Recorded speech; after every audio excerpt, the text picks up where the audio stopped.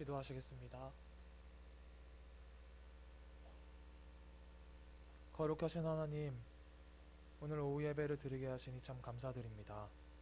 성령 하나님, 예배 가운데 함께하여 주시고 사무엘상 말씀을 통하여 주님의 귀한 말씀 나눌 때에 은혜 내려 주옵소서.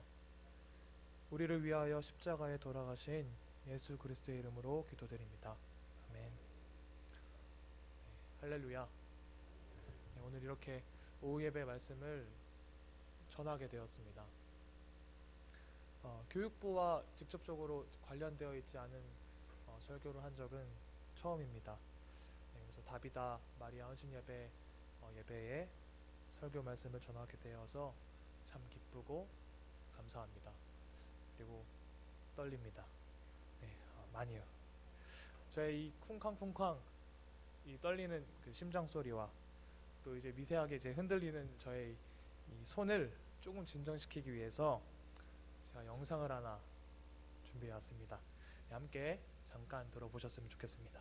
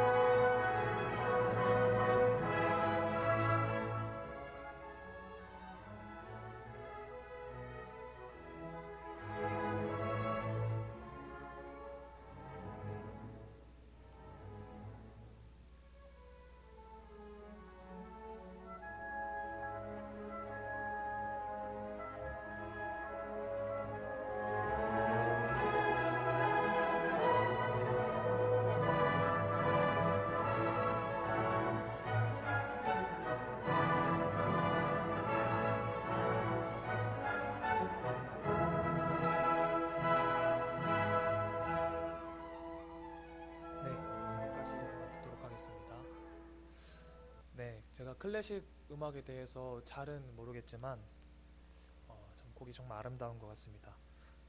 저희가 방금 들어본 음악은 멘델스 존의 심포니 4번 곡입니다. 혹시 그 심포니라는 단어의 뜻이 무엇인지 아시나요? 심포니라는 뜻은 다양한 음들이 함께 어우러져 울린다 라는 뜻입니다.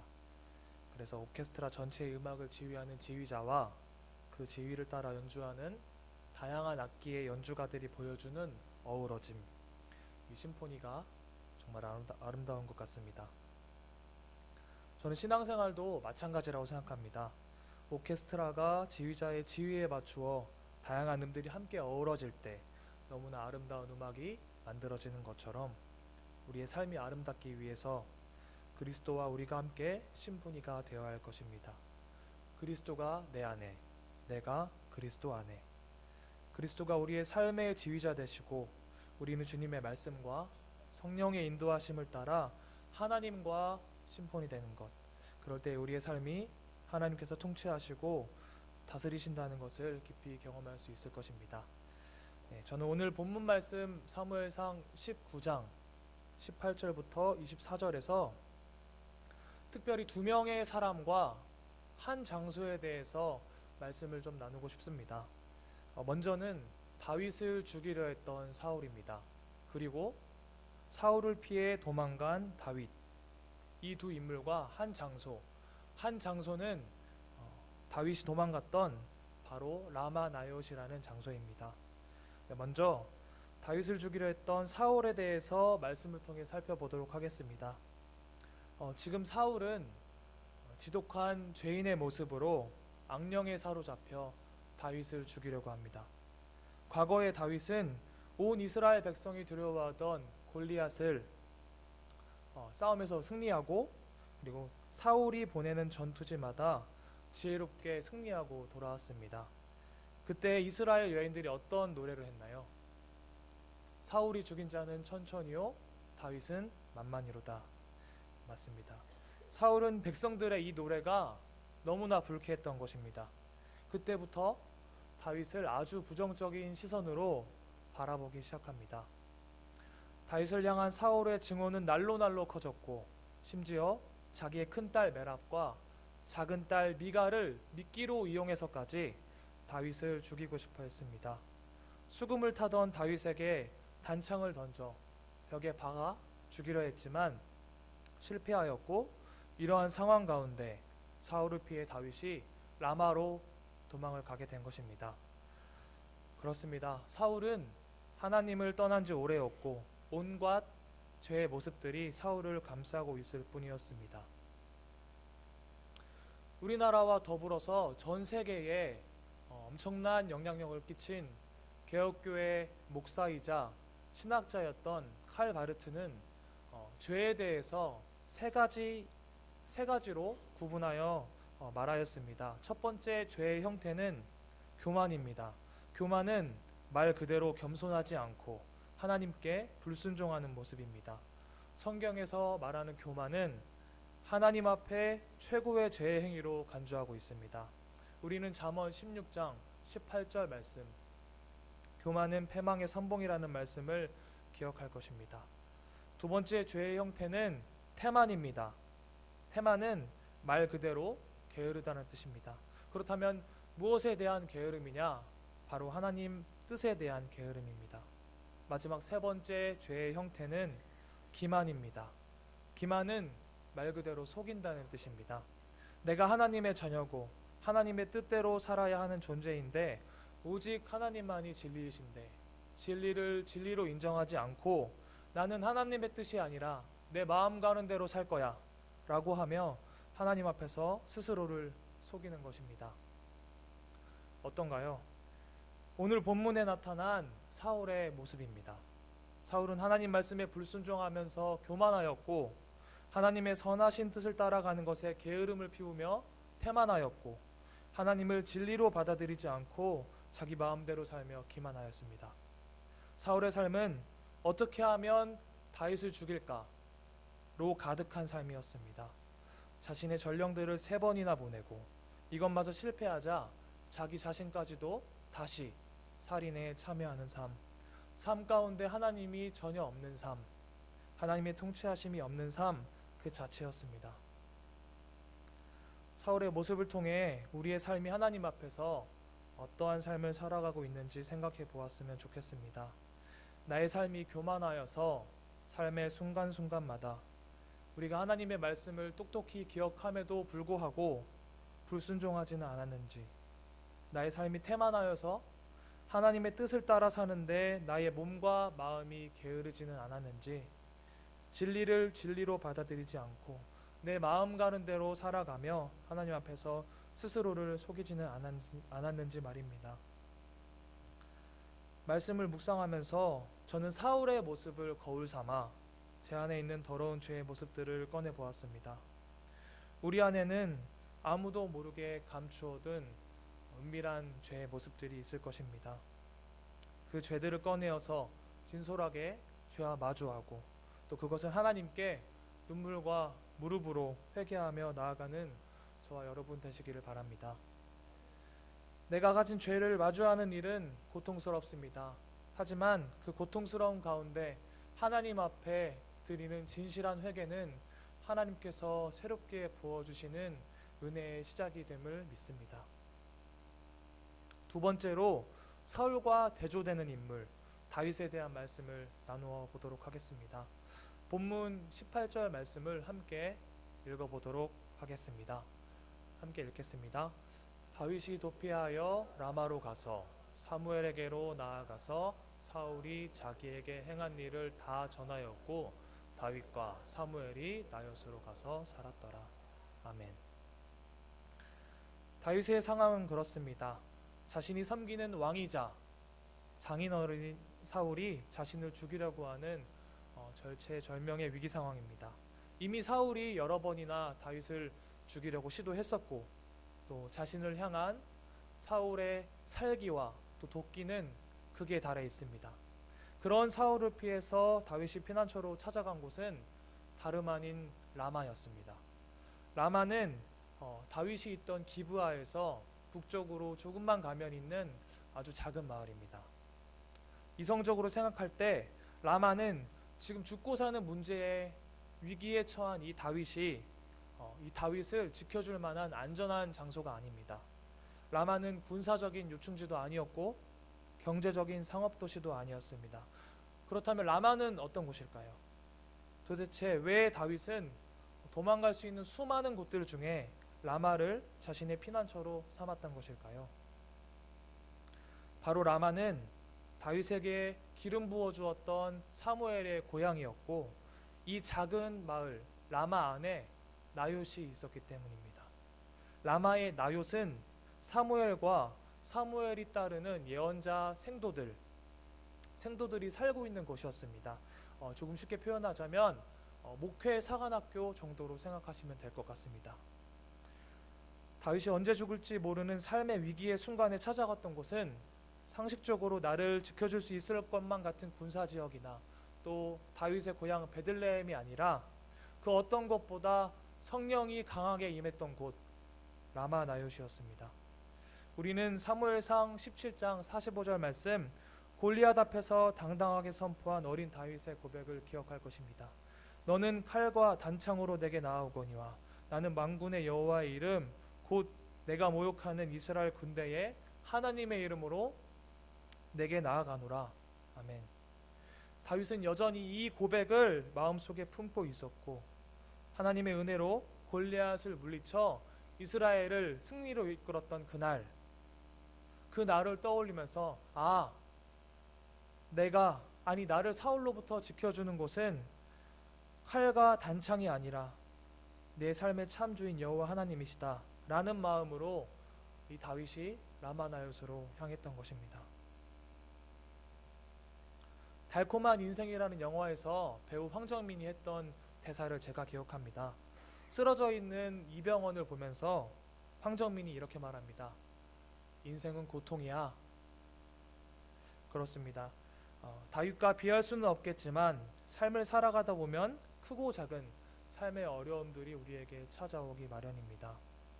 그때 우리의 반응이 어떤가요? 그 어려움 가운데 걱정하고 좌절하며 하나님을 원망하고 불평하시나요? 아니면 삶의 위기와 그 어려움 틈 속에서도 그럼에도 불구하고 감사함을 찾고 하나님께 주여 나를 불쌍히 여기옵소서 기도하며 나아가시나요? 예수님께서는 말씀하십니다. 오늘 있다가 내일 아궁이에 던져지는 길가의 들풀도 하나님이 이렇게 입히시거든 하물며 너희일까 보냐. 염려하고 걱정하는 것은 이방인들이 구하는 것이다. 그런즉 너희는 먼저 하나님의 나라와 하나님의 의를 구하라. 그리하면 이 모든 것을 너희에게 더하시리라. 아멘. 삶을 살아가며 마주치게 되는 걱정, 또 아픔, 어려움, 위기들을 만날 때 그것들을 예수님의 십자가에 못 박고 다윗처럼 하나님을 바라보며 성령 하나님을 의지하는 저와 여러분 되시기를 간절히 바랍니다. 시편 3편 5절에서 이렇게 말씀합니다. 내가 누워 자고 깨었으니 여호와께서 나를 붙드심이로다. 아멘. 내 삶의 일거수일투족 내가 자고 일어나는 것까지도 나의 삶의 모든 순간순간 주여 나와 함께하옵소서 고백하는 하나님의 자녀 되시기를 소망합니다. 마지막으로 한 장소 라마나요스에 대해서 말씀을 나누어 보도록 하겠습니다. 말씀드린 것처럼 다윗이 찾아갔던 라마나요스는 사무엘과 예언자 생도들이 살던 목회 사관학교였습니다.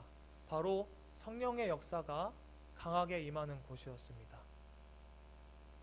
사울이 다윗을 죽이기 위해 3번이나 전령들을 라마나요스로 보냅니다. 하지만 이 3번으로 나뉘어 온 전령들 모두가 라마나요스에 도착하여서 선지자 무리가 예언하는 것과 사무엘이 그들의 지도자로 앞에 선 것을 보았을 때 하나님의 영이 사울이 보냈던 그 전령들에게 임해서 그들도 예언함으로 사울의 명령을 따르지 못하고 다윗을 죽이는 것에 실패하게 됩니다. 사울도 마찬가지였습니다. 보다 못한 사울이 다시 한번 직접 다윗을 죽이기 위해 라마나요스로 갈 때, 라마나요스에 이르기도 전에 하나님의 영에 강하게 사로잡혀 옷을 벗고 하루 밤낮을 벗은 몸으로 예언하여 다윗을 살해하는 것에 다시 실패하게 되었습니다. 이 말씀에 대해서는 사울이 선지자처럼 하는 예언을 한 것이 아니라 제정신이 아니게 되었음을 뜻하는 것으로 보입니다. 24절 말씀에 그러므로 속담에 이르기를 사울도 선지자 중에 있느냐 하니라 라는 말씀도 사울처럼 영적으로 이렇게 피폐한 사람이 어떻게 선지자들처럼 예언을 할 수 있겠냐는 사울을 조롱하는 속담입니다. 그렇습니다. 라마나옳은 하나님의 통치가 강하게 임했던 곳, 하나님 나라가 임하는 곳이었습니다. 제가 2주 전에 친구를 만나러 그 친구네 학교에 갔습니다. 학교 도서관 앞에서 친구를 기다리고 있었습니다. 그런데 어떤 그 예쁜 청년이 저에게 다가오는 것이었습니다. 그래서 내가 아직 나의 미모가 죽지 않은 것인가? 네, 죄송합니다. 네, 생각을 아주 잠시. 네, 그 청년이 저에게 다가와서 말했습니다. 그 청년의 말은 이제 기독교 동아리에서 예배를 드리는데 그 예배에 함께 드리지 않겠냐라는 것과 또 그 교회 청년이 다니고 있던 교회로의 초청이었습니다. 그래서 제가 한마디 했습니다. 저는 사실 전도사예요. 네, 너무너무 놀라더라고요. 그래서 그 말을 듣고 그 청년이 이제 저와 헤어지게 되면서 헤어질 때 저에게 이런 말을 했습니다. 나중에 천국에서 만나요 라고 했습니다. 네, 사랑하는 염천 가족 여러분, 제가 질문을 한 가지 드리고 싶습니다. 천국, 하나님의 나라는 나중에야만 갈 수 있는 곳인가요? 나중에야만 가는 곳인가요? 말씀을 한 구절 찾아 함께 읽도록 하겠습니다. 마태복음 13장 44절 말씀입니다. 네, 함께 읽어보도록 하겠습니다. 천국은 마치 밭에 감추인 보화와 같으니 사람이 이를 발견한 후 숨겨두고 기뻐하며 돌아가서 자기의 소유를 다 팔아 그 밭을 사느니라. 아멘. 이 말씀은 예수님께서 천국에 대하여 비유로 말씀하신 내용입니다. 그런데 제가 이 말씀에서 빨간색으로 단어들을 좀 덧입혀 봤습니다. 네, 감추인, 발견한 후, 숨겨두고, 돌아가서, 팔아, 사느니라. 이 단어들이 모두 동사인데요. 이 단어 동사들의 단어 헬라어 원어를 살펴보면 미래 시제로 쓰인 단어가 한 단어도 없습니다. 이 단어들은 현재와 과거와 현재 완료로 쓰였습니다. 그러니까 쉽게 말씀드리면 예수님께서는 하나님 나라, 천국을 이야기할 때 하나님 나라를 꼭 나중에 갈 곳이야 라고 말씀하고 계시지 않는 것입니다. 물론 우리가 죽어서 하나님의 품으로 하나님 나라로 가겠지만 예수님께서는 나중에 일어난 일보다 하나님 나라는 지금 여기 바로 이 순간 지금 이곳에서 세워가고 누릴 수 있는 것이라고 말씀하고 계시는 것입니다. 그러면 다시 질문하게 됩니다. 하나님 나라는 어디에 있습니까? 예수님께서 다시 말씀하십니다. 누가복음 17장 21절 말씀 함께 읽도록 하겠습니다. 또 여기 있다 저기 있다고도 못하리니 하나님의 나라는 너희 안에 있느니라. 아멘. 행복하고 좋은 일들이 우리 삶 가운데 일어나면 천국이 진짜 여기 있는 것 같은데요. 그렇죠? 예. 우리는 주기도문을 통해서 매일 고백합니다. 하나님 아버지의 나라가 오게 하시며 아버지의 뜻이 하늘에서와 같이 이 땅 가운데에서도 이루어지게 하소서. 하나님의 나라가 임하는 것은 무엇입니까? 바로 하나님의 통치를 경험하는 것입니다. 왕 대신 하나님께서 하늘과 그리고 주님의 백성들이 살아가고 있는 이 땅을 통치하는 것입니다. 오늘 본문 말씀에서 라마나옳이 정확히 그렇습니다. 다윗과 사무엘과 사울과 사울의 전령들 가운데 하나님의 통치가 지금 이 순간 강력히 임함을 경험하고 하나님 나라 그 자체를 경험하는 곳이었습니다. 사랑하는 염천 가족 여러분, 그렇다면 오늘 우리의 삶 가운데 라마나요스는 어디입니까? 하나님의 살아계심을 경험하고 하나님께서 나의 왕되심을 경험하고 하나님의 통치하심과 하나님 나라를 경험해야 할 곳은 어디입니까? 그곳은 바로 우리의 가정, 우리의 교회, 우리의 직장, 우리의 학교, 삶의 구석구석 모든 순간순간이어야 할 것입니다. 오늘 위임 목사님 말씀, 그 설교 말씀에서도 오늘 이 자리에서 성령 충만해야 한다고 말씀하신 바 있습니다. 저와 여러분의 삶의 모든 순간순간이 성령 충만하여서 하나님의 나라를 경험하는 라마나요시 되기를 간절히 기원합니다. 말씀을 마무리하려고 합니다. 오늘 말씀을 통해서 사울과 다윗 그리고 라마나요스에 대해서 함께 나누었습니다. 사울의 죄로 물든 모습을 통해서 우리는 반면교사를 삼아야 할 것이고, 삶의 위기 가운데 하나님을 최우선으로 삼았던 다윗의 모습을 통해서 우리는 그의 신앙의 모습을 닮아가야 할 것입니다. 그리고 우리의 삶 가운데 우리가 언제 어디서 누구를 만나 무엇을 하든지 그 자리가 하나님 나라를 경험하는 자리, 라마나요시 되는 자리가 되도록 간구해야 할 것입니다. 설교 말씀에 앞서 들으신 것처럼 연주하는 그 하루를 위해서 오케스트라 전 단원들이 수년 동안 최선을 다해 준비했기 때문에 모든 음들이 잘 화합하고 어우러지는 심포니, 아름다운 음악이 나올 수 있는 것입니다. 저와 여러분이 나는 매일 죽노라 고백했던 바울의 고백, 그것을 가지고 하나님 앞에 기도와 말씀으로 다윗처럼 하나님의 나라를 간구하며 살아갈 때에 2000년의 시간을 뚫고 오늘 우리의 시간에 라마나요스의 공간에 임했던 그 성령의 역사가 오늘 우리의 가정과 삶의 자리 곳곳에, 그 공간에, 그리고 다윗에게 부어주신 그 은혜의 역사가 오늘 우리에게 시간과 공간과 인간 가운데 하나님 나라가 임하게 될 줄 믿습니다. 하나님께서 사랑하셨던 주님의 귀한 딸 다비다와 마리아가 그랬던 것처럼 그리스도가 내 안에, 내가 그리스도 안에 거하는 심포니를 이루게 될 줄 믿습니다. 사랑하는 염천가족 여러분, 해 아래에 새 것이 없다고 합니다. 그렇다면 새 것이 어디에 있습니까? 해 위에 있습니다. 바로 하나님께 있습니다.